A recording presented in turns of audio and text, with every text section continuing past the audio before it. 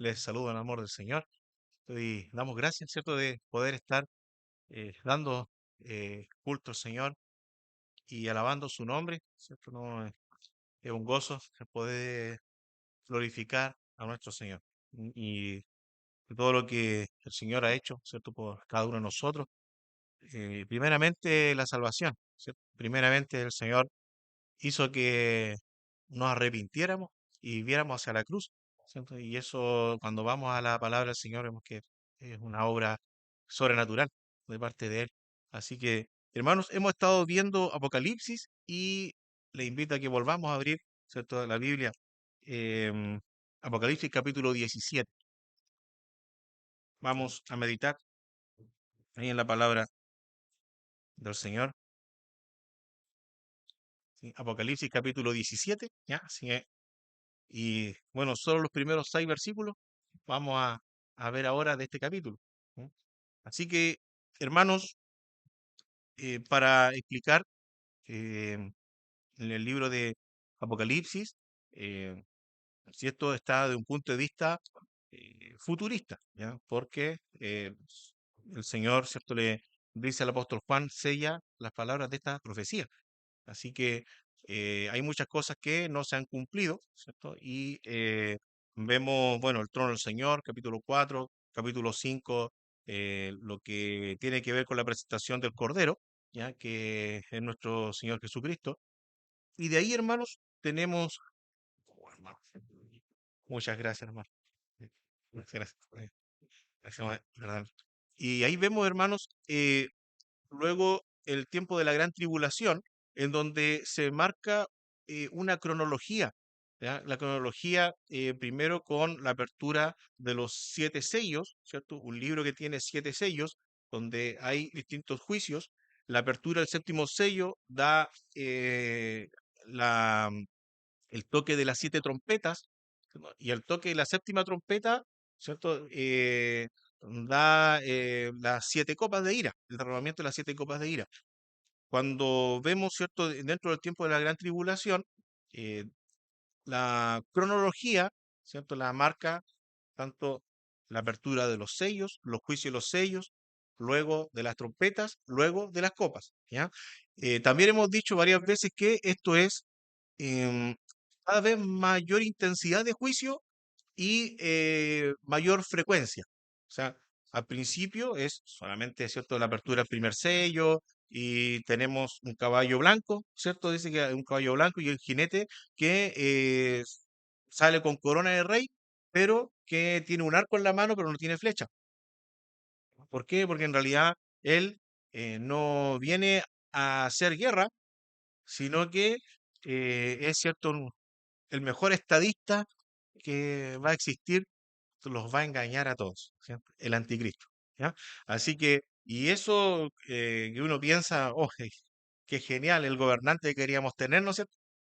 Pero en realidad es el comienzo del juicio de Dios, ¿ya? Y cada vez, ¿cierto?, van a haber desastres naturales y cada vez va a ser más frecuente y con mayor intensidad.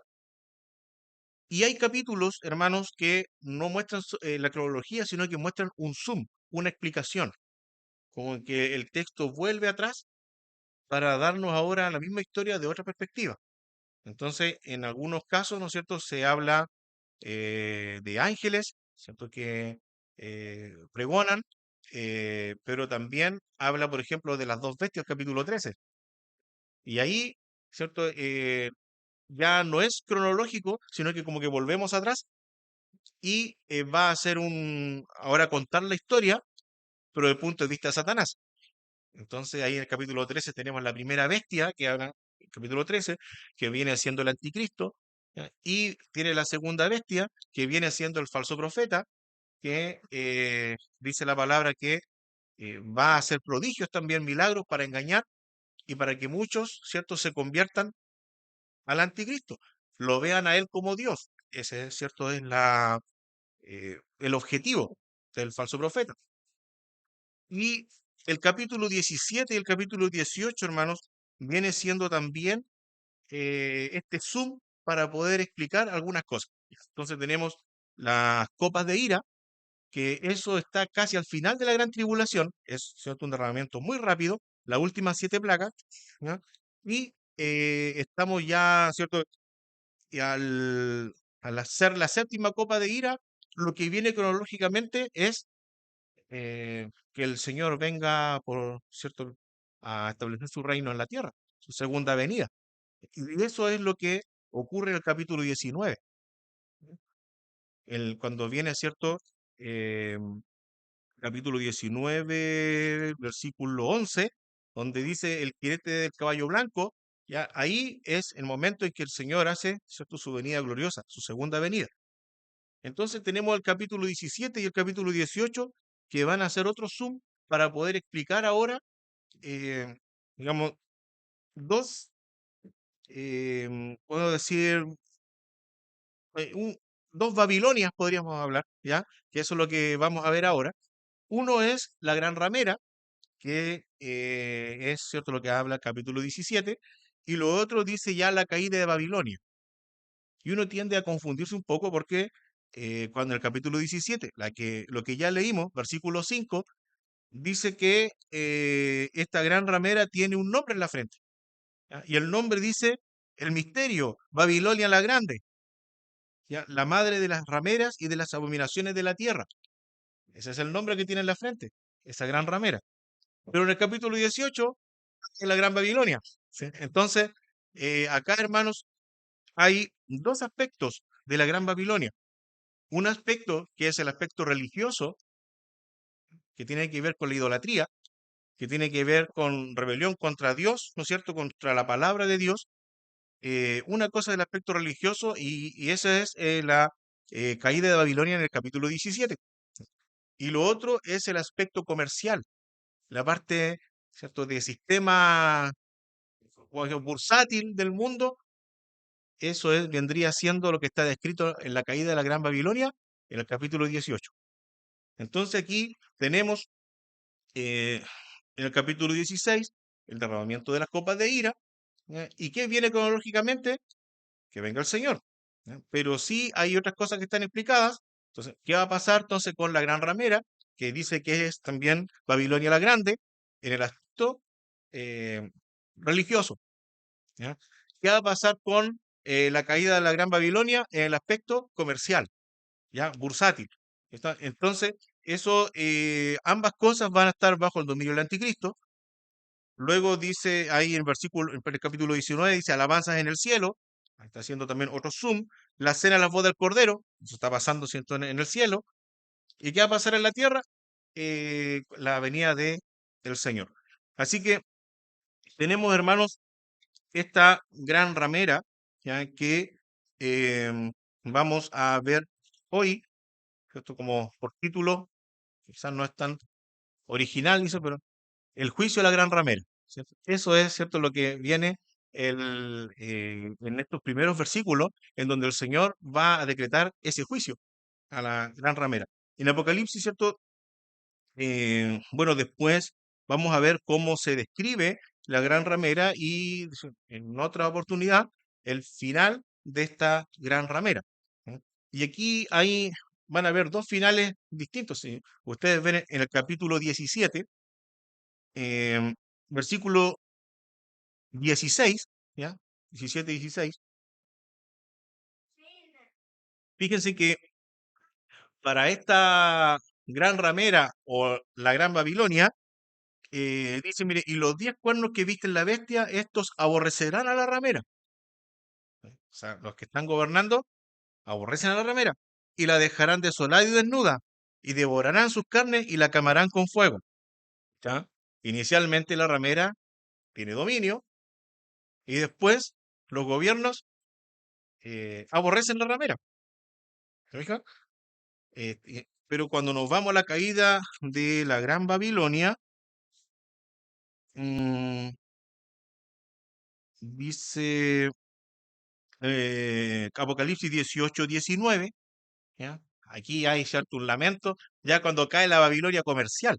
Vamos, estamos hablando, ¿no es cierto?, del imperio comercial. Dice, y echaron polvo sobre sus cabezas y dieron voces llorando y lamentando, diciendo, ay, ay de la gran ciudad, en la cual todos los que tenían naves en el mar se habían enriquecido de su riqueza, pues en una hora ha sido desolada. Entonces, aquí hay una diferencia, ¿cierto? Que la gran ramera tiene dominio, ¿cierto? En un principio, y después, ¿cierto? Todos la aborrecen, mientras que en la caída de la Gran Babilonia, ¿cierto? Que estamos hablando de una Babilonia comercial, cuando cae, todos lamentan, ¿cierto? Todos lamentan totalmente. Es como cuando cae la bolsa de valores, ¿no es cierto? Hay muchos que lamentan, ¿cierto?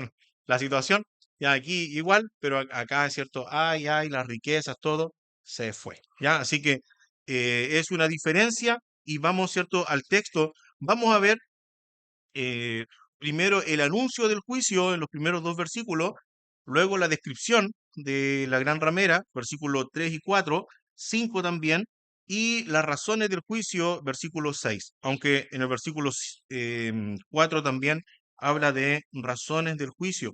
Así que, hermanos, dice versículo 1, vino entonces uno de los 7 ángeles que tenía las 7 copas.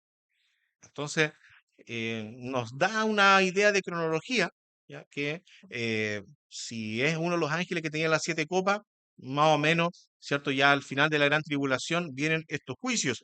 Y dice, y habló conmigo diciéndome, ven acá y te mostraré la sentencia contra la gran ramera. ¿Ya? Y que dice, la que está sentada sobre muchas aguas.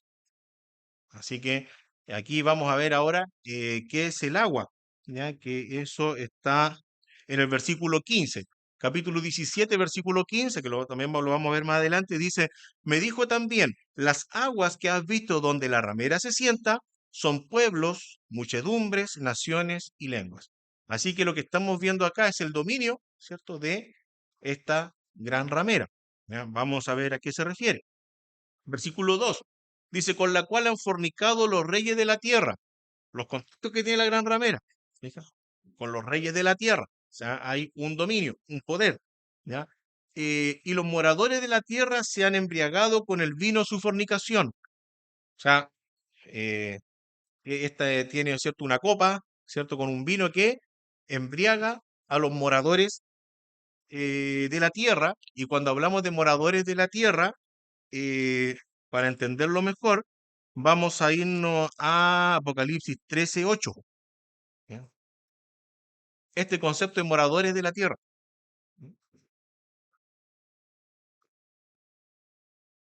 ¿Ya? Apocalipsis 13:8 dice, y la adoraron todos los moradores de la tierra cuyos nombres no estaban escritos en el libro de la vida del Cordero que fue inmolado desde el principio del mundo.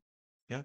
Así que pueden también en una de las predicaciones, nuestro pastor Joel también nos dejó muy claro este concepto, ya que se repite en Apocalipsis varias veces. Entonces, cuando habla de moradores de la tierra, porque también van a haber convertidos en en la gran tribulación, está, ¿cierto?, la predicación de los 144.000 sellados, que van a predicar el evangelio.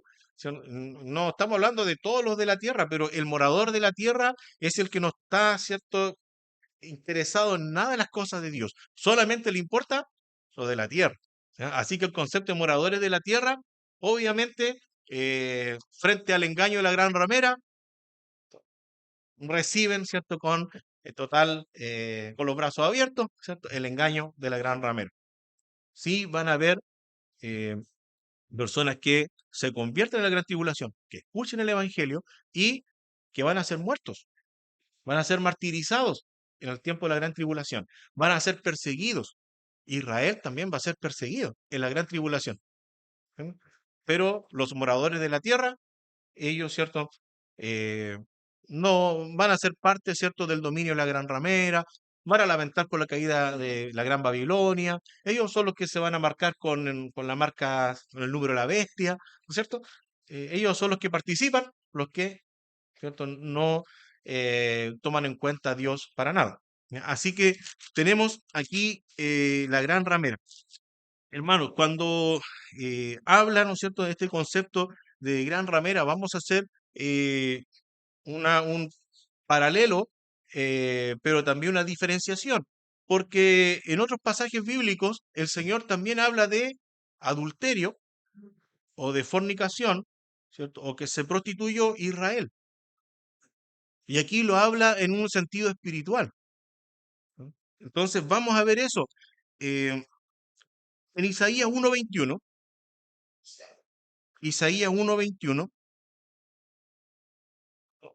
vamos a ir viendo, ¿cierto? Como ejemplos de frases, hermano. Esa es la idea, ¿cierto? Como para ir comprendiendo también lo que nos dice el texto en Apocalipsis, ¿ya? Isaías 1:21 dice, ¿cómo te has convertido en ramera, oh ciudad fiel? Llena estuvo de justicia, en ella habitó la equidad, pero ahora los homicidas. Jerusalén, ¿sí? Ciudad fiel, pero espiritualmente, ¿cierto? Ya se había prostituido, ¿ya? ¿Cómo? Adorando dioses falsos. ¿Cómo? Abandonando el mandamiento de Dios. ¿Cómo? Ya antes había equidad, ¿cierto? Había justicia, porque obviamente los mandamientos de Dios nos llevan ¿a qué? A amar la justicia, ¿se fija? Pero si no ama la justicia y empieza, ¿cierto? A amar los dioses falsos, doctrinas de hombre, ¿qué hace? Son homicidas, ¿se fija? Cambia la perspectiva. Uno comienza, ¿cierto?, a, eh, mezclarse o amistarse, ¿cierto?, con personas no creyentes, o comienza, ¿cierto?, ya a un punto de que, digamos, comienza a dejar, ¿cierto?, lo que es del Señor, va a comenzar a hacer exactamente lo que Dios no quiere, ¿cierto? En algún minuto. Eso no significa, ¿cierto? No te juntes con nadie, no saluda a nadie, no estés con nadie, sí, pero a lo que voy es, digamos, si uno abandona el mandamiento del Señor, ¿qué va a hacer? Lo contrario al Señor, ¿ya? Eso, aquí, ¿no es cierto? Bueno, vamos a ver un poco más acerca de la decadencia que habla Jeremías también, y uno de repente como que se sorprende un poco, ¿ya? Como que uno se escandaliza de los judíos. Eh, Oseas 1, Oseas, hermano, es eh, el libro, ¿cierto? Completo. Acá el Señor le ordena al profeta tomar como mujer una mujer que era prostituta, ¿ya? Y que luego, ¿cierto? Siguió en su fornicación. Y ellos representaban al pueblo de Israel y a Judá. Así que, vamos a ver, hermano. Aquí está. O sea, ¿ya? Y en el capítulo 1 dice así: palabra de Jehová que vino Oseas, hijo de Beeri, en días de Usías, Jotam, Acaz y Ezequías, rey de Judá, y en día de Jeroboam, hijo de Joás, rey de Israel. El principio de la palabra de Jehová por medio de Oseas. Dijo Jehová a Oseas: ve, tómate una mujer fornicaria e hijos de fornicación, porque la tierra fornica apartándose de Jehová. Fue pues y tomó a Gomer, hija de Diblaim, la cual concibió y dio a luz un hijo. Y le puso Jehová por nombre, le dijo Jehová: ponle por nombre Jezreel, porque de aquí a poco yo castigaré a la casa de Jehú por causa de la sangre de Jezreel, y haré cesar el reino de la casa de Israel. En aquel día quebraré yo el arco de Israel en el valle de Jezreel. Luego concibió otra vez, dice el versículo 6, y dio a luz una hija, y le dijo Dios: ponle por nombre Lo Ruama, ¿cierto? Porque no me compadeceré más de la casa de Israel. Más adelante, dice el versículo 8, eh, otro hijo, ¿ya?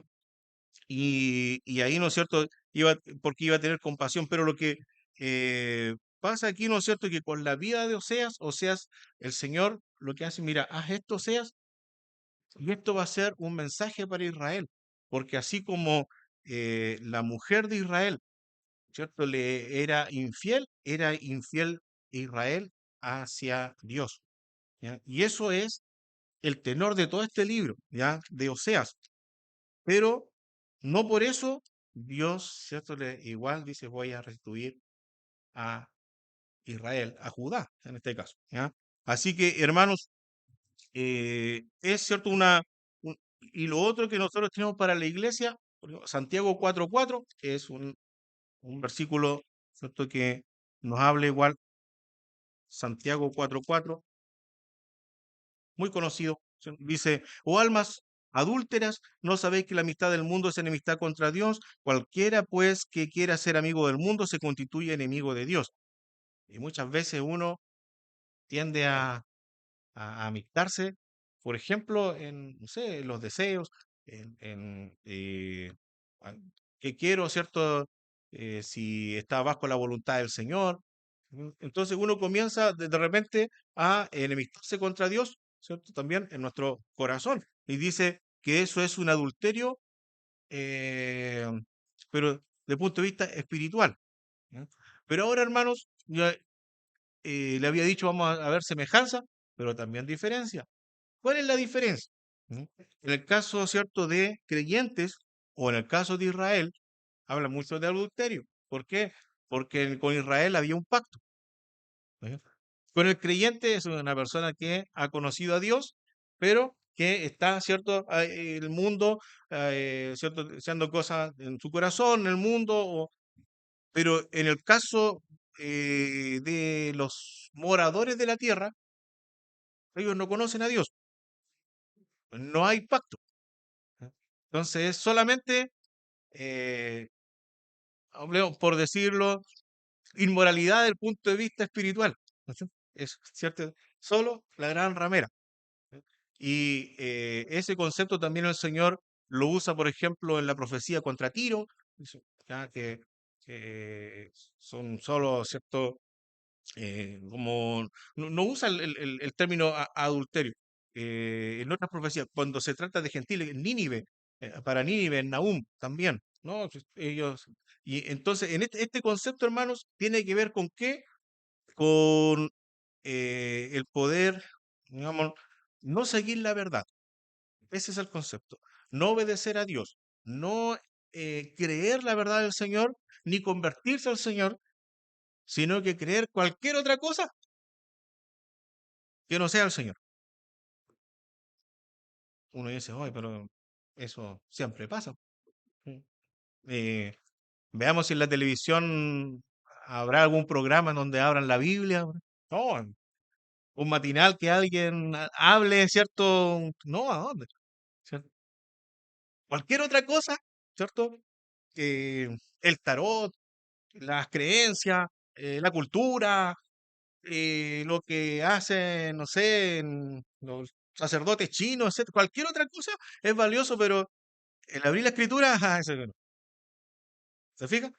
¿Ya? Así que ahí tenemos la característica de quiénes, de los moradores de la tierra. ¿Ya? Y en este caso, estamos hablando de la gran tribulación, no es la excepción, no es la excepción. Ya, así que tenemos ahí, hermanos, para explicar por qué habla de gran ramera. Así que el término gran ramera, como el pastor MacArthur, si no vamos a citarlo, dice, es una metáfora de la religión falsa, de la infidelidad espiritual, la idolatría y la apostasía religiosa. ¿Ya?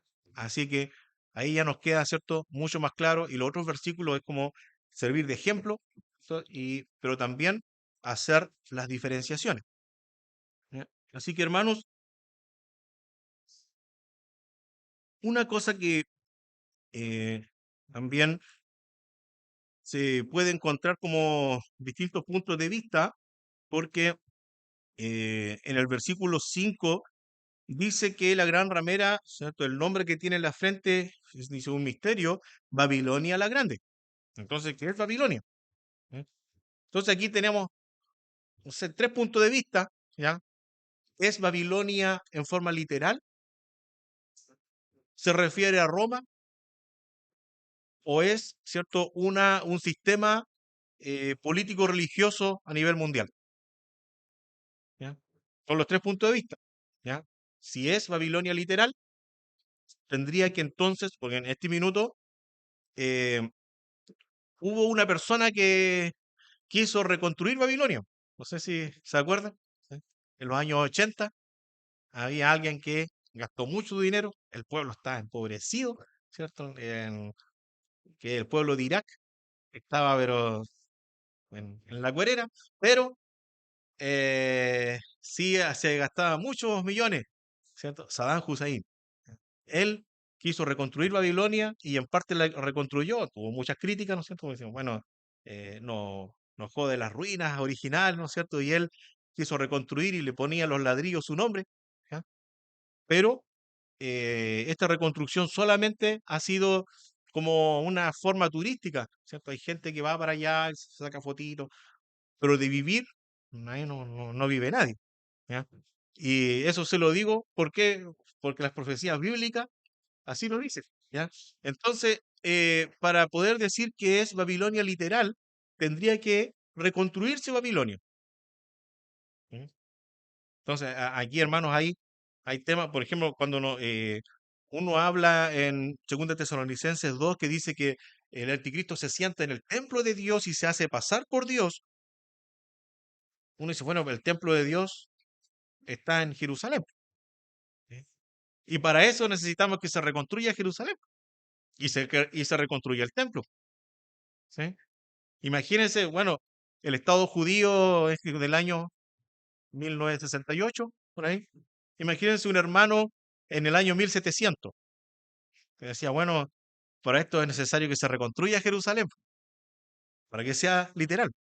Para que nosotros tomemos esto en forma literal, debería reconstruirse Babilonia. Pero hay algunos versículos que, al menos en mi convicción, yo creo que no es literal. Nos vamos a ir, hermanos. eh, disculpen. em, Acá. Isaías capítulo 13, del versículo 19 al 22. Nos vamos a Isaías capítulo 13, del versículo 19 al 22. Así que, hermanos, ya. ¿Y qué pasa? Lo que dicen las profecías. ¿Ya? Entonces, dice Isaías 13, 19. ¿Ya? Dice, y Babilonia, hermosura de reinos y ornamento de la grandeza de los caldeos, será como Sodoma y Gomorra, a las que trastornó Dios. Nunca más será habitada, ni se morará en ella de generación en generación, ni levantará allí tienda el árabe, ni pastores tendrán allí majada, sino que dormirán allí las fieras del desierto, y sus casas se llenarán de hurones, y allí habitarán avestruces, y allí saltarán las cabras salvajes. En sus palacios aullarán hienas y chacales en sus casas de deleite, y cercano a llegar está su tiempo, y sus días no se alargarán.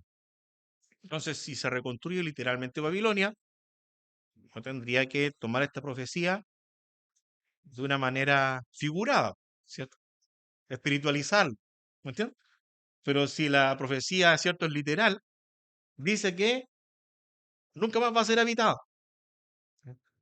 Y generalmente las profecías, el Señor no habla por hablar. Acá, ¿no es cierto? eh, no dice que iba a ser destruida, dice que iba a ser desolada y nunca más habitada. Las ruinas están ahí, pero nunca más habitada. ¿Eh? Nos vamos a Jeremías 50. Jeremías 50 y Jeremías 51, esos dos capítulos hablan acerca de la caída de Babilonia. Esto es lo último que escribió Jeremías. ¿Ya? Jeremías 50 y Jeremías 51. ¿Ya? Y de Jeremías 50 vamos a ver del versículo 35 al 40, que también, ¿cierto? Lo mismo que el Señor habla por boca de Isaías, lo habla también, ¿cierto?, a través de Jeremías. ¿Ya? Una profecía muy similar. Jeremías 50:35 dice así: espada contra los caldeos, dice Jehová, y contra los moradores de Babilonia, contra sus príncipes y contra sus sabios. Espada contra los adivinos, y se entontecerán. Espada contra sus valientes, y serán quebrantados. Espada contra sus caballos, contra sus carros, y contra todo pueblo que está en medio de ella, y serán como mujeres. Espada contra sus tesoros, y serán saqueados. Sequedad sobre sus aguas, y se secarán, porque es tierra de ídolos, y se entontecen con imágenes. ¿Ah? Así que imagínense también, se iba a secar y Babilonia estaba asentada donde iba el río Éufrates. El río Éufrates también tenía varios brazos y también estaba el río Tigris, ¿cierto?, un poco más al oriente, Así que tenía bastante agua la ciudad. Pero acá, ¿cierto? El profeta dice que también se iba a secar. ¿Ya? Así que, y, y todo iba a ser eliminada Babilonia. ¿Ya? Así que eso. Por eso, al menos en mi convicción, que sea literal, no creo que sea literal, la Gran Babilonia. Y la otra, otro concepto es si es Roma. En esto, pronto hay muchos que coinciden que puede ser Roma, y aquí se defienden harto los católicos, ¿no es cierto? Porque dicen, bueno, es que es la Roma pagana. ¿Eh? Después de Constantino ya está la. Entonces, en el tiempo de Juan, ¿no es cierto? Estaba la Roma pagana, no estaba, ¿cierto?, reconocido el cristianismo, entonces, porque Roma era el que hacía la persecución, y en este minuto teníamos una iglesia perseguida. Pero en donde más se basan para esto es en Primera de Pedro 5:13. Si uno va a la salutación del apóstol Pedro, en Primera de Pedro 5:13, ujú,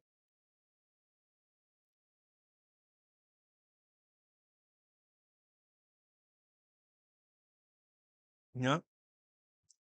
Dice así, Primera de Pedro 5:13, me dicen, la iglesia que está en Babilonia, elegida juntamente con vosotros, eh, y Marcos, mi hijo, os saludan. Entonces, primero que todo, Babilonia fue destruida por Dios, ¿ya? No, y nunca más fue reconstruida hasta Saddam Hussein, ¿no es cierto? Pero nunca más fue habitada, entonces no había una iglesia en Babilonia. ¿Ya? Tampoco es que Pedro haya ido al Medio Oriente, ¿no es cierto? No había eso. Entonces, está, ¿cierto? Al decir Babilonia, está queriendo decir algo. ¿Ya?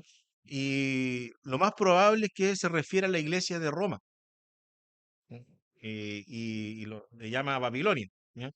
Y que su hijo Marcos en realidad fuera Juan Marcos, ¿ya? Pero como un hijo espiritual, ¿ya? Eh, no hijo, ¿cierto?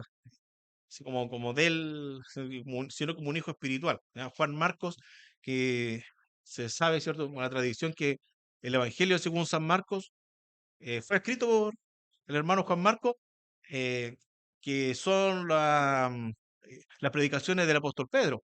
¿Ya? Estuvo él con el apóstol Pedro en Roma, ¿ya? El Juan Marcos. Así que, y acá, ¿no es cierto?, habla que la iglesia que está en Babilonia. Hay un texto que rescaté del comentarista Simón Kistemaker. ¿Ya? Él comenta esto, una explicación. Dice, es más factible suponer que Babilonia sea un nombre en clave para referirse a Roma. En épocas de persecución, los escritores ejercitaban un cuidado inusitado para no poner en peligro a los cristianos a quienes les escribían. Podría ser una explicación de por qué Pedro habla de Babilonia. Podría también ser una explicación espiritual, ¿ya? En donde digan, mira, la Babilonia está aquí, o está presente. ¿Ya? Porque la Babilonia, ¿qué hace o qué estuvimos leyendo también? De que esa gran ramera estaba ebria de la sangre de los santos. ¿Ya?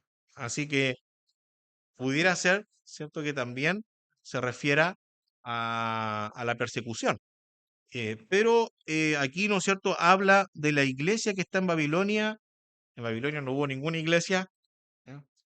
Se refiere a Roma, así que mandaba saludos. Así que eh, es también, ¿cierto?, de pensar en esto, pero lo que quizás es más acertado pensar, más allá que Roma mismo, ¿ya? Es que sea un sistema desarrollado a partir de la religión y la corrupción propia de Babilonia. Es cierto como que el Señor, como que Dios nos explicara un poco de dónde viene la idolatría, de dónde viene, a ver, vamos a ver la génesis del cuento. ¿Ya? La idolatría, ¿cierto?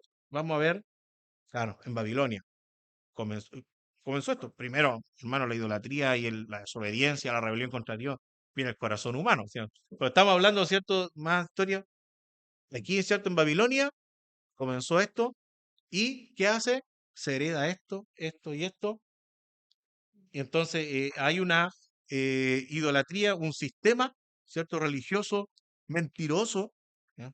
Que no lleva a que uno realmente busque al verdadero Dios. Entonces, el hecho de decir Babilonia, ¿cierto? Estamos hablando de un sistema religioso mentiroso, ¿ya? Como lo que decía, ¿cierto? El doctor MacArthur cuando lo encuentre aquí y acá, ¿cierto? Que, ¿cierto? Que tiene que ver, ¿cierto? Con la idolatría, ¿cierto? Dice que el término ramera es una metáfora de la religión falsa, la infidelidad espiritual, la idolatría y la apostasía religiosa. ¿Me entiendes? ¿Ya? Pero que en Roma estaba también, que ha estado a través de los siglos también, que va a ser, digamos, con mucho mayor poder en el tiempo de la gran tribulación, sí, con mayor poder. Hoy en día, ¿cierto? Hay muchos creyentes que mueren por causa del Evangelio. Hay muchos creyentes que no se pueden reunir. ¿No? Tenemos China, ¿cierto? ¿Qué pasa con Nigeria? ¿Cierto? Tenemos en tantos lados donde mueren creyentes, que a veces, ¿cierto? Los matan en plenos cultos. ¿Eh? Y eso, digamos, es parte de este mismo sistema que el Señor, ¿cierto? Él es quien va a dar el pago. Él es quien, ¿cierto? Quien va a vengar esto. Entonces, hermanos, tenemos, ¿cierto? El misterio, quien dice Babilonia, ¿ya? Entonces, más allá de una nación, una organización religiosa eh, que ya vamos, ¿cierto? A la parte más espiritual todavía, guiado por Satanás, para perseguir, ¿cierto? A los creyentes, para engañar a los moradores de la tierra, para que no crean la verdad. Y entonces nos vamos a ir un poco a la génesis del tema, y valga la redundancia, nos vamos a ir a Génesis, capítulo 10, ¿ya?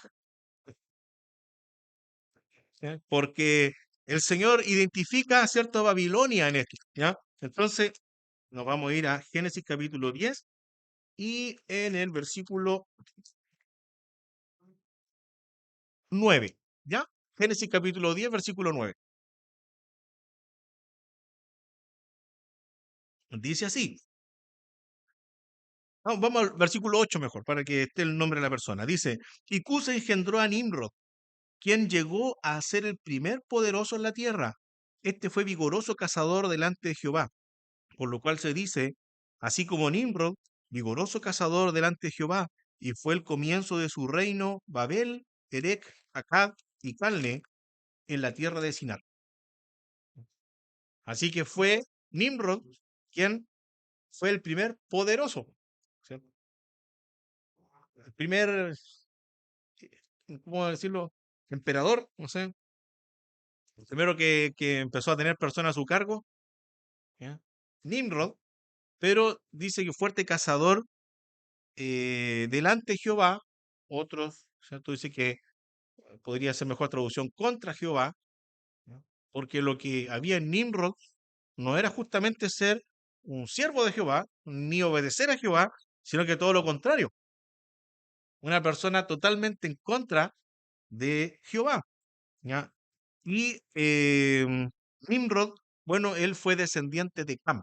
¿Se acuerdan que lo dijo Noé? Teníamos Sem, Cam y Jafet, ¿ya?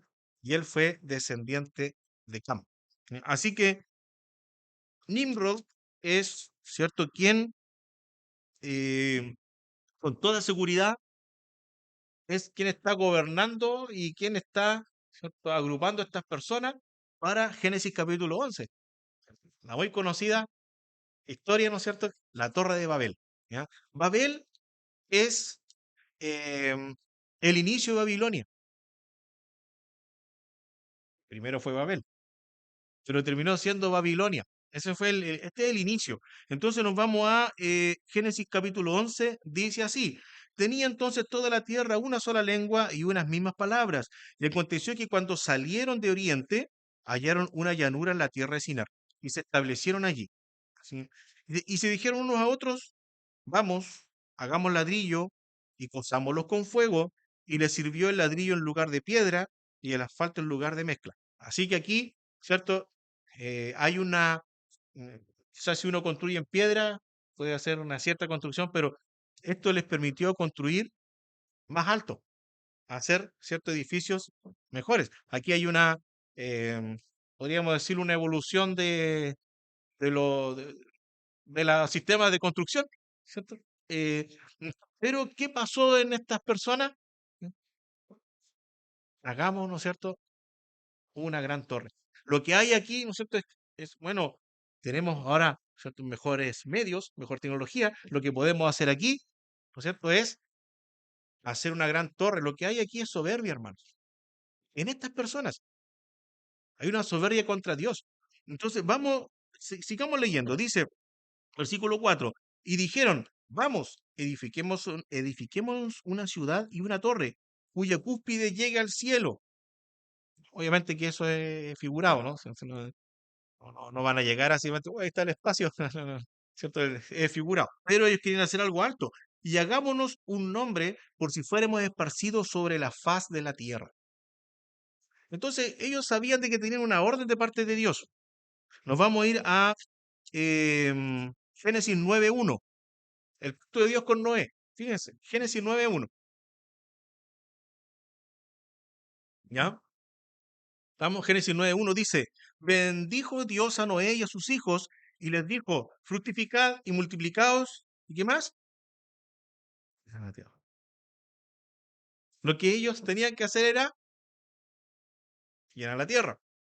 Pero yo no quiero llenar la tierra. No me importa lo que haya dicho Dios. Yo quiero hacerme una ciudad y un edificio alto. ¿Ya? Pero en realidad no, tampoco era un mirador. ¿Ya? Era un edificio eh, era algo religioso. Estas construcciones altas era para adoración religiosa. Es idolatría lo que hay aquí. Es el corazón, ¿cierto? Totalmente rebelde contra Dios. Eso es lo que hay acá.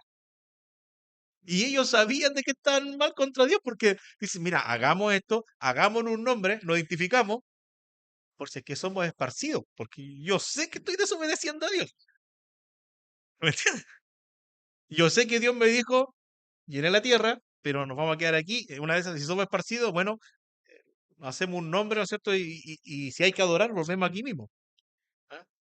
Entonces, ahí dice Dios que mira, y, y Dios, ¿cierto? Que da la orden de llenar la tierra. Entonces ahora, Él, ¿qué hace? Confunde las lenguas. Al confundir las lenguas, ¿cierto?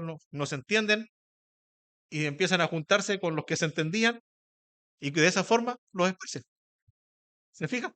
¿Ya? Entonces, acá, hermanos, lo que está existiendo por primera vez es ya la organización, la idolatría, la rebelión contra Dios.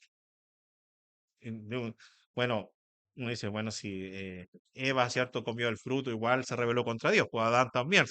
Sí, pero aquí estamos hablando ya de una forma, ¿cierto?, de una comunidad que está en la idolatría. Y este Babel, ¿cierto?, que fue después Babilonia, podríamos decirlo como ya de un punto de vista de comunidad, de ciudad, como la cuna de la idolatría, de esta idolatría organizada. ¿Sí? Y me gustaría leer un, a ver, hermanos, ahora les pido aquí paciencia, acá, del doctor La Cueva, el poder leer un poco textual, ¿ya? Algunas cosas, ¿ya? Y fíjense, dice así, habla de Babilonia. Su historia ha sido descifrada en miles de tablillas cuneiformes. En dichos materiales se nos dice que la mujer de Nimrod, Semiramis, fue la jefa o sumo sacerdotisa de la religión histérica, llena de arcanos o secretos religiosos, por tanto sagrados, que formaban parte del culto a los ídolos. Según la leyenda, concibió y dio a luz milagrosamente un hijo llamado Tamuz, ¿eh?, al que tuvieron por salvador de Babilonia, un falso Mesías. Así surgieron las estatuas de Semiramis con el niño Tamuz en sus brazos. Surgió también una casta sacerdotal, agua sagrada para rociar y una especie de orden religiosa de vírgenes dedicadas a la prostitución sagrada, parecido a los ritos satánicos. Tamuz fue muerto por una fiera y resucitado en anticipación satánica de Jesucristo. Eso es lo que se decía, ya que Tamuz había sido muerto por una fiera. Más específicamente, se decía que Tamuz eh, había sido muerto por un jabalí y que él resucitó. ¿Ya? Y por lo tanto era una divinidad Tamuz. ¿Ya? Así que, y en esto, hermanos, uno dice, bueno, esto pasó con Babilonia, pero eso comenzó a irse a los otros pueblos, lo mismo. Y los pueblos utilizaban, era como una T y que tenía una redondita arriba. Y eso era, ¿cierto?, por Tamuz. Entonces, aquí, ¿no es cierto?, la idolatría comenzó, yo me acuerdo, hermanos, una experiencia, bueno, personal, eh, una vez estando dentro de la biblioteca de la universidad, me fui a un libro que hablaba de las creencias y lo que decía era que el cristianismo le había copiado a los mesopotamios, porque ellos ya creían, ¿cierto?, en eh, en una virgen, ni creían en una persona que había muerto y que había resucitado. Si uno empieza a leer esta cosa, dice, pero ¿qué plan de Satanás más grande? Si uno piensa así, dice, oye, pero ve que no, entonces el cristianismo, claro, los judíos copiaron a sus vecinos y ahí viene el cristianismo y- y deja de tener fe en el Señor. Y uno piensa, pero ¿qué plan del diablo? ¿Cierto? En poder engañar, ¿cierto?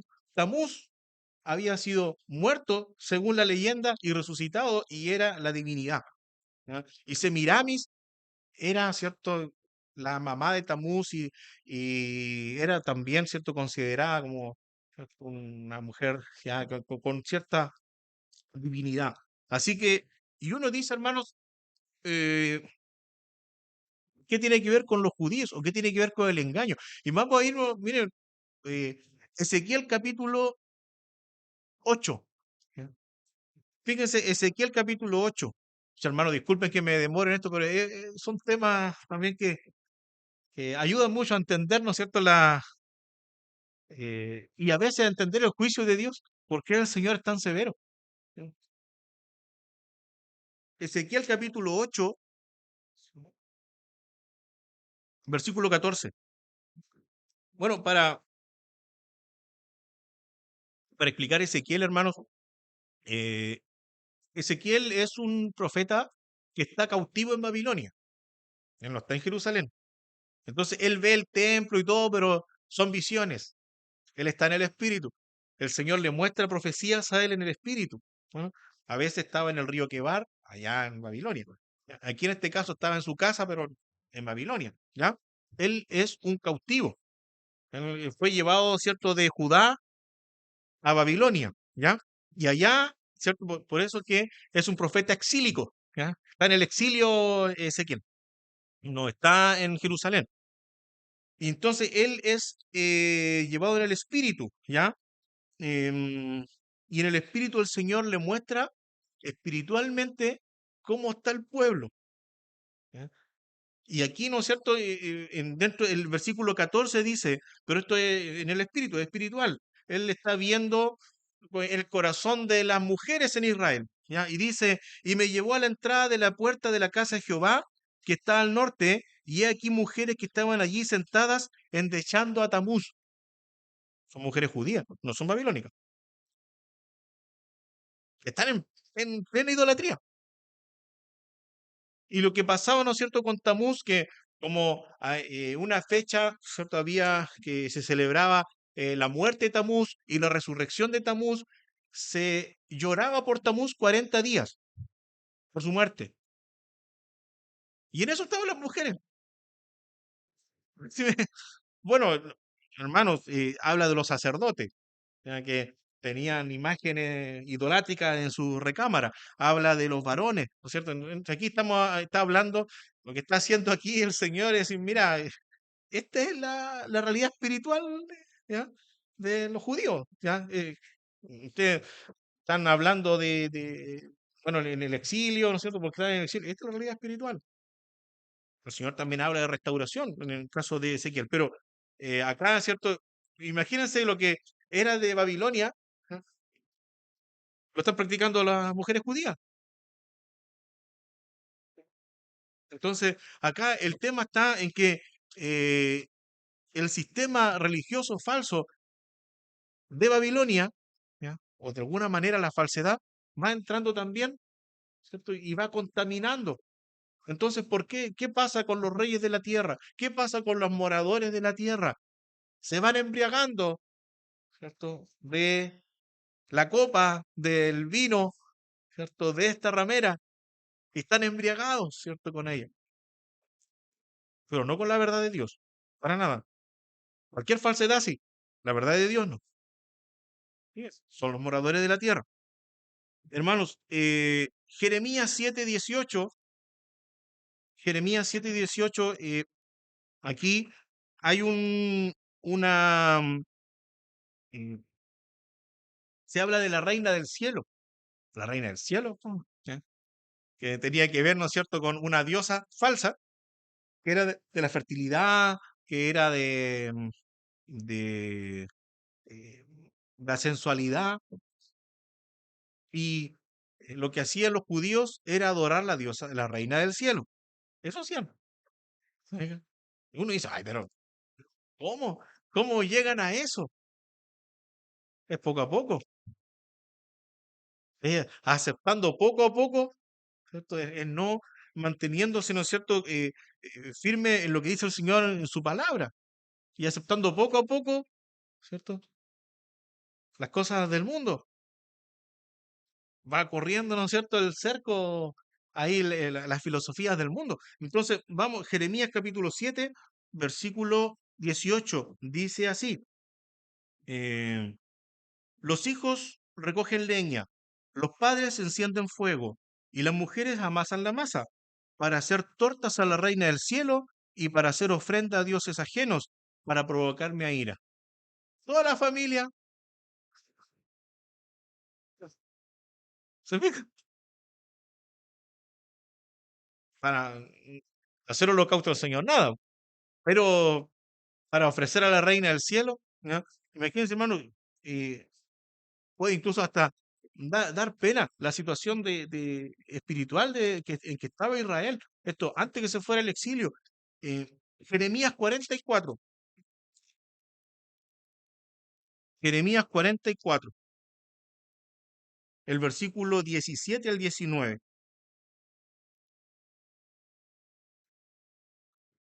Mira aquí lo que pasa, ¿ya?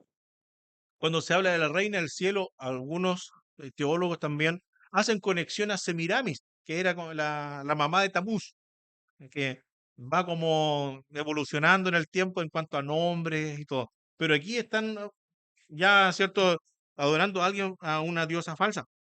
Jeremías 44, 17 dice así, sino que ciertamente pondremos por obra toda palabra que ha salido de nuestra boca, para ofrecer incienso a la reina del cielo, derramándole libaciones, como hemos hecho nosotros y nuestros padres, nuestros reyes y nuestros príncipes, en las ciudades de Judá y en las plazas de Jerusalén.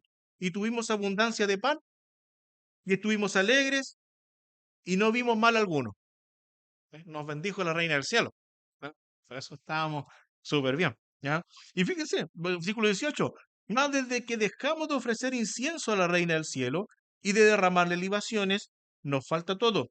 Y a espada y de hambre somos consumidos. Y cuando ofrecimos incienso a la reina del cielo y le derramamos libaciones, ¿acaso le hicimos nosotros tortas para tributarle culto y le derramamos libaciones sin consentimiento de nuestros maridos? ¿Estamos todos de acuerdo? Esto es de a poco, hermano. Se va cayendo de a poco en la falsedad. Se va cayendo de a poco eh, en negar lo que es del Señor. Y a veces hay que tener ojo en esas cosas. Hay personas que O sea, yo he escuchado, bueno, pero sé, ya la machi hace el bien. Si igual las personas sanan, algunas igual hablan de Dios. Hermano. Cosas como esa. Acá, digamos, también, a veces, hermanos, cuando las personas comienzan a comprometerse con el Señor permite que vengan pruebas. Y tiene problemas en el trabajo, y tiene problemas en la familia, y tiene problemas con el vecino, y tiene problemas, no sé, hasta con algo de la justicia. Yo cuando no era creyente, vivía lo más bien. Y ahora que soy cristiano, se me vienen todas.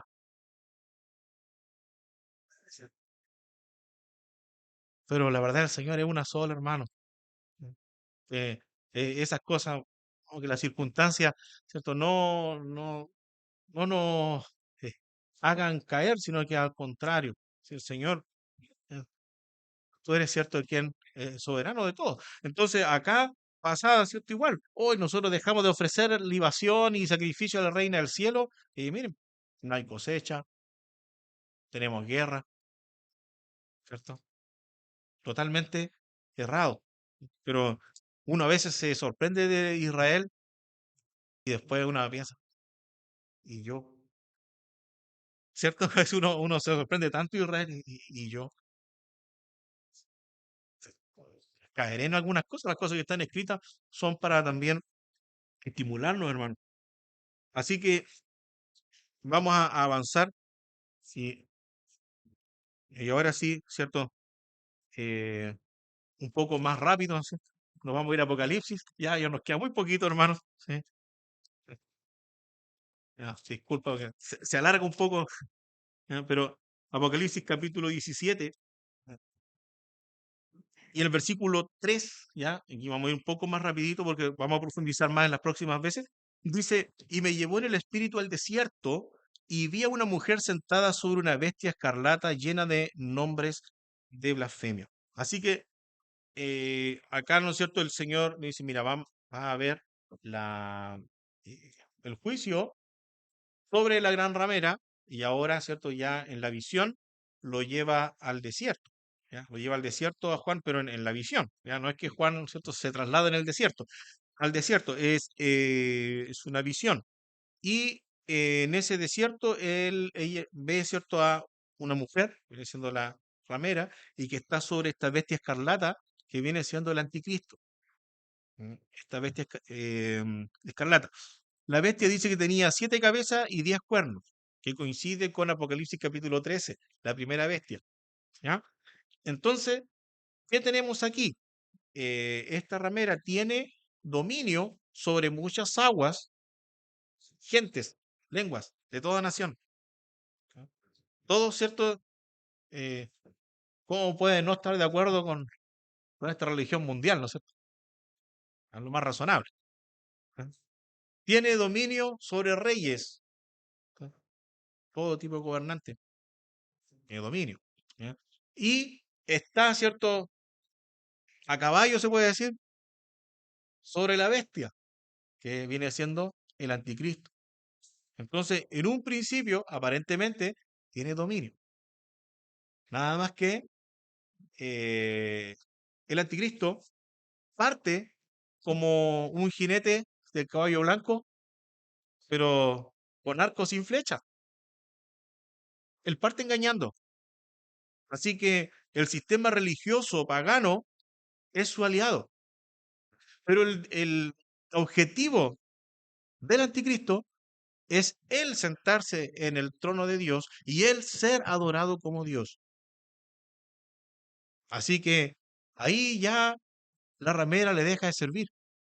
¿Y qué pasa? Los gobernantes también se van ¿con quién? Con el anticristo.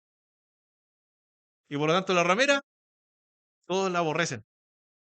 Ahora ya el sistema eh, de creencia religiosa ya no va a ser, mira, esta es tu verdad y esta es mi verdad.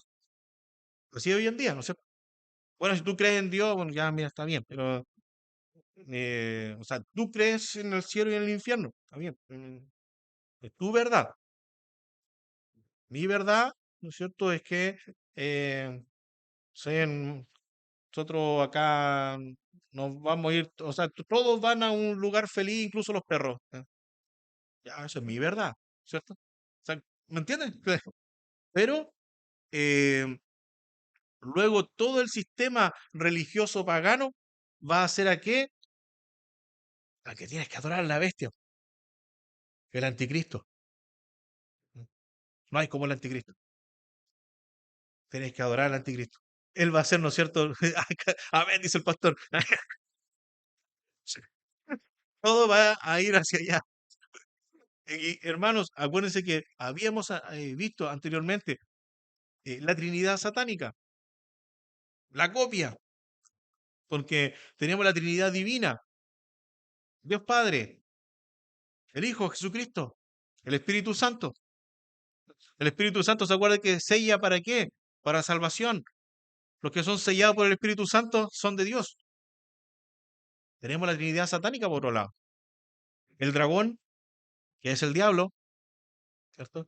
La primera bestia del capítulo 13 de Apocalipsis, que en este caso también es la bestia escarlata, que es el anticristo, que el diablo viene siendo como el antipadre. El anticristo, ¿cierto? Bueno, el nombre lo dice. Sí, ¿ya? Y tenemos la segunda bestia que habla en Apocalipsis 13, que es el falso profeta, que viene siendo el anti-Espíritu Santo. ¿Y qué va a hacer el falso profeta? Lo mismo que hace el Espíritu Santo hoy en día, pero al revés. Perdón, entiéndase que estamos hablando de algo totalmente opuesto. Eh, el Espíritu Santo lo que hace es convencernos de pecado y llevarnos a que nosotros adoremos a Cristo, para que nosotros seamos salvos. Porque la salvación es ¿por quién? Por medio del Señor. Y sin el Espíritu Santo uno no cree en Dios, ¿cierto? No es imposible. Pero en la Trinidad satánica, ¿qué hace el falso profeta? Que usted se selle, o que las personas que estén ahí, los moradores de la tierra, se sellen, ¿cierto? Con el número de la bestia. Y los que están, ¿cierto? Marcados con el número de la bestia son sellados para perdición. Y lo que hace es llevar al mundo con engaño a que vea, ¿cierto? A el anticristo como el verdadero Dios. ¿Se fijan? Esa es la idea, el engaño. Así que, hermanos, el Señor acá está condenando este engaño. No solo es el engaño, hermanos, siguiendo un poco más adelante, el versículo 6, la violencia. Hay cierto cuantos creyentes que han muerto. Cuando estaba escribiendo esto el apóstol Juan, había una persecución en la iglesia, creyentes muriendo. Y cuando ve esto el apóstol Juan, a una mujer, ¿cierto?, embriagada de la sangre de los santos del asombro. Y es una conmoción. No sé si eh, uno pudiera, por ejemplo, sé que haya una bestia grande, ¿cierto? Un león y se coma, ¿cierto? Parte de su familia. ¿Usted qué sentiría ahí? Una conmoción tremenda. Esto es cierto lo que siente el apóstol. Una mujer que se embriaga con la sangre de los santos, con sus hermanos. Es una conmoción tremenda. Pero todo esto, obviamente, nada escapa del dominio del Señor. Y va a tener el juicio del Señor, hermano. Así que, eh, para, bueno, ir concluyendo, porque, bueno, habla, ¿cierto?, de esta mujer que está vestida de púrpura y escarlata. Son trajes muy caros y trajes reales. La- en la antigüedad, el vestirse de púrpura era más que etiqueta. ¿Ya? Cuando, por ejemplo, ¿se acuerdan de la historia de Esther? ¿Cierto? Y Mardoqueo, eh, al final, ¿cierto? Como dijera, lo ensalzan, el rey, ¿cierto? Manda que Mardoqueo, ¿cierto? Vaya, ¿cierto? En un burrito y que todo, ¿cierto? Como que le da gloria a Mardoqueo y lo que hace es vestirlo de púrpura, algo caro, algo, ¿ya? Aquí la ramera, ¿cierto? Con sus adornos, piedras preciosas, va a ser algo muy atractivo, hermanos. así como el día de hoy. ¿Ya? Bueno, escuchar del Evangelio no es para nada atractivo. Nada, encima que digan que eres pecador, eso no es para nada atractivo. Pero escuchar, ¿cierto? Otras cosas, ¿ya? Eh, que te potencian, ¿no es cierto? Eso sí atrae. Pero acá en este caso, eh, el engaño va a ser muy atractivo. Y vamos, hermanos, ya en los últimos versículos, por favor, sé que me han tenido paciencia, hermanos. Segunda de Tesalonicenses, capítulo 2 lo hemos estado viendo otras veces. Segunda de Tesalonicenses, capítulo 2 versículos 7 al 12.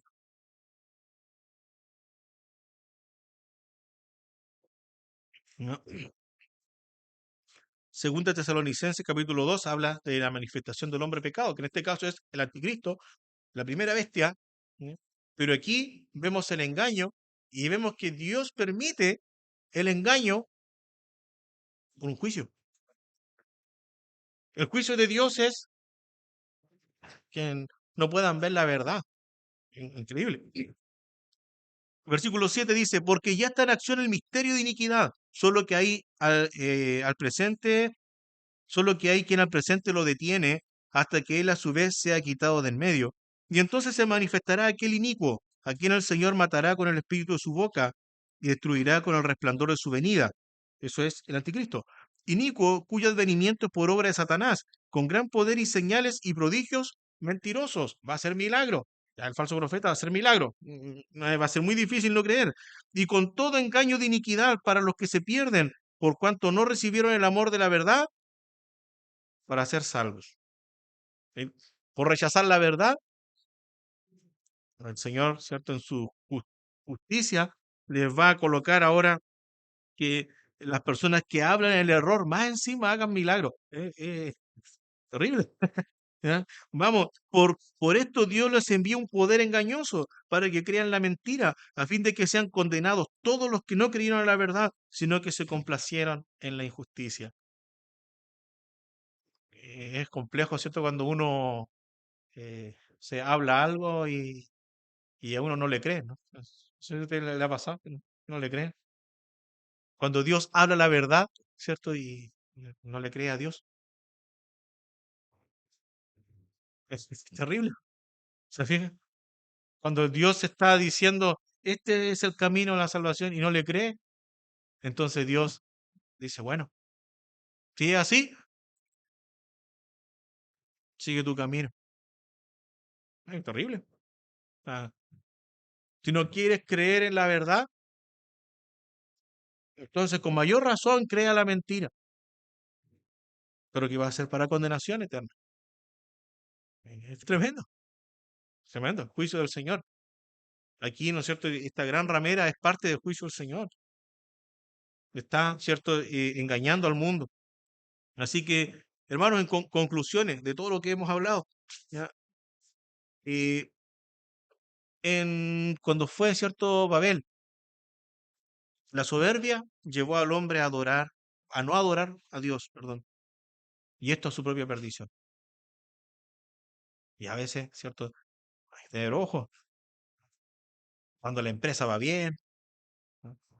Cuando las cosas, ¿cierto? Parecen estar sobre ruedas y está la soberbia también. Hay que tener ojo. Que pueda cegarme los ojos de soberbia. Em, Así que en Romanos 1, 21 al 25 son versículos muy conocidos, hermano. Romanos 1, 21. Vamos a leer Romanos 1, 21. Dice así, hasta el 25. Pues habiendo conocido a Dios, las personas antes, dice, no le glorificaron como a Dios, ni le dieron gracias, sino que se envanecieron en sus razonamientos, y su necio corazón fue entenebrecido. Profesando ser sabios, se hicieron necios. Cambiaron la gloria del Dios incorruptible en semejanza de imagen de hombre corruptible, de aves, de cuadrúpedos y de reptiles. Por lo cual Dios les entregó a la inmundicia en la concupiscencia de sus corazones, de modo que deshonraron entre sí sus propios cuerpos, ya que, ¿cierto? El juicio de Dios, cambiaron la verdad de Dios por la mentira, honrando y dando culto a las criaturas antes que al Creador, el cual es bendito por los siglos. Amén. Entonces, hermanos, aquí, ¿cierto? A veces aparece, ¿cierto? En este caso, la desobediencia, la soberbia, si es que nos esparce Dios, pero también a veces pasa, ¿cierto? En nuestro corazón. Y en esto, hermano, hay que tener ojo también, en nuestro corazón. ¿Ya? Si hay, ¿cierto? Alguna pizca a veces de soberbia a la voluntad del Señor. Y damos gracias al Señor que no es así, como dice eh, el apóstol Pablo a los romanos, ¿cierto? La misericordia, pero a vosotros, hermanos, y nosotros podemos decir, hoy Dios nos iluminó con su gracia. El Señor, ¿cierto? Hizo que nos arrepintiéramos y pudiéramos ir, ¿cierto? En pos de su evangelio, ¿no? Y no estar, ¿cierto? Adorando las criaturas antes que el Creador. ¿Sí? Así que, hermanos, no creer a la verdad de Dios o ponderar las mentiras del mundo como si tuvieran la misma validez que las verdades de Dios. Esto leímos recién en Tesalonicenses. Así que, hermanos, el Señor nos habla en ese aspecto. Cada día, ¿cierto? Poder eh, tanto valorar como eh, someternos, ¿cierto? A la verdad de su palabra. Eso, ¿cierto? Es cada día para nosotros. Cada día no rechazar la verdad del Señor. Eh, Cuando uno va a la Escritura, no son mensajes, digamos, que nos van a hacer, digamos, que nos sintamos más orgullosos nosotros mismos. Al contrario, el Señor, eh, el espejo que tenemos ahí, oh, se nos muestra cómo es nuestro corazón. Y la verdad es que uno a veces, entre más escudriña la palabra, se siente más disminuido. Pero esto es cierto lo que el Señor usa para que, para poder transformarnos su imagen, para poder santificarnos. ¿Cierto? Hay que creer en la verdad del Señor, ¿cierto? Y no creerle a Dios sería la peor necedad, ¿cierto? Sería por lo que nosotros ya vimos, en qué terminó Babilonia, en qué terminaron muchas ciudades, ¿cierto? Sería muy necio no creerle al Señor. Oremos, hermanos. Padre Santo, gracias te damos, Dios, por tu palabra, Señor, que bueno, analizamos lo que está, Señor, como profecía en Apocalipsis. Y, oh Dios, vemos cómo, Señor, los moradores de la tierra van tras la falsedad. Oh Dios, en nuestro caso, Señor, ayúdanos, porque necesitamos también, oh Dios, tener esta sensibilidad, Señor, en lo espiritual, cuando vemos, Señor, que hay falsedad.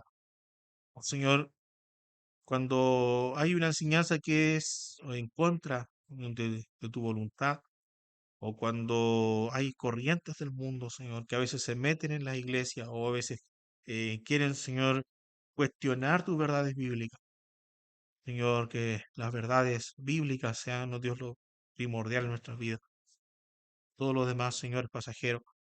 Todo lo demás, oh Dios, es humano, es de este siglo, pero tus verdades, Señor, son eternas. Ayúdanos, oh Dios, eh, y esta gran ramera, este sistema, Señor, va a llegar a su fin. A veces, Señor, uno piensa en que es una minoría la que busca tu verdad. Te damos las gracias, Señor, porque en su misericordia somos parte, Señor, de esa minoría. Te rogamos, Señor, por nuestros vecinos, colegas de trabajo, Señor, por nuestros familiares. Dios, que tú puedas, Señor, alumbrarle con la luz de tu evangelio. Y tu misericordia, Señor, sea en ellos. Y no, Señor, el juicio de seguir falsedad, sino que tu misericordia, Señor. Te lo rogamos, oh Dios, también. En el nombre de Jesús. Amén.